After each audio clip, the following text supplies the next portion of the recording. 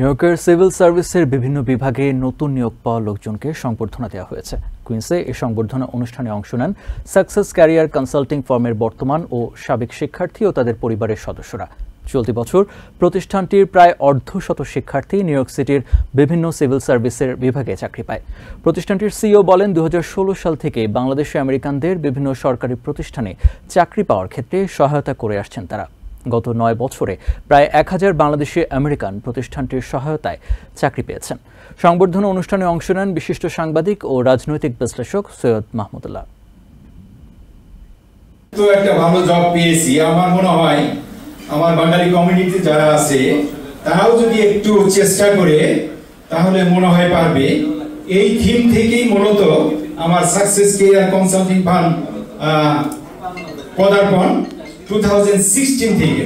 Success Career is a champion institution for many of the immigrants in this country, particularly for Bangladeshi people. 2016 উনি শুরু করেছেন ওনার যাত্রা success career জামান ভাই, এবং আপনারা শুনেছেন যে এই পর্যন্ত 1000